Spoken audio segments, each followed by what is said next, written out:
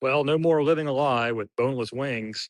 Longtime readers will recall our prior coverage of the various false advertising allegations surrounding boneless wings, including the class action lawsuit claiming that Buffalo Wild Wings was deceiving customers through the sale of boneless wings. Earlier this week, a federal judge dismissed the case, finding that there was no consumer deception from this term, boneless wings. And for what it's worth, we paid a visit to our local B Dubs. And we didn't see too many deceived customers inside, although I guess if you're being deceived, you may not really realize it either. So if we talk about trademarks a lot, why bring this up here? The court did make some comments that made us think of trademark law. For starters, the court was skeptical that the term boneless wings was really literally false anyway. That's an element of the claim, because words can have multiple meanings. Indeed, the term buffalo wing refers to the type of sauce on the wing, rather than indicating that it's made out of buffalo meat. Of course, in trademark law, we frequently run into multiple meanings of words as well.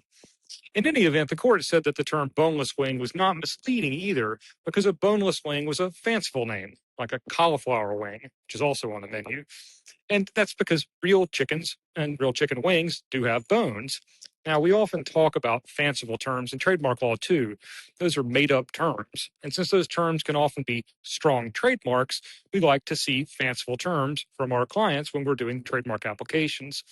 We also run into terms that are sometimes called incongruous, that are words or phrases that have terms that don't seem to belong together, like a boneless and a wing. Now, that's not to say that a boneless wing is a trademark. I mean, after all, the court said that boneless wings are not some niche product that a consumer would need to do a lot of research on.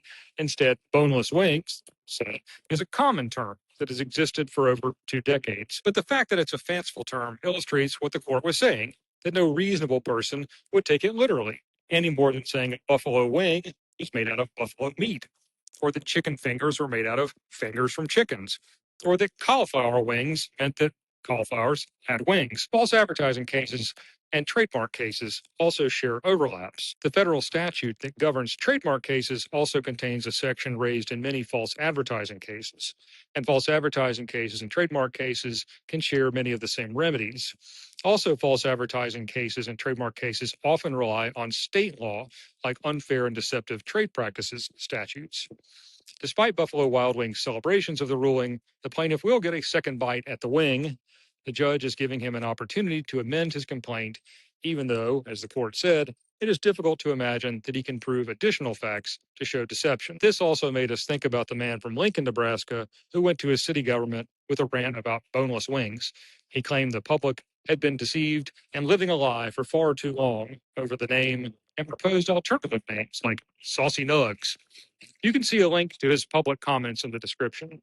So, whatever you call them, go enjoy those wings or those nugs and try not to be deceived.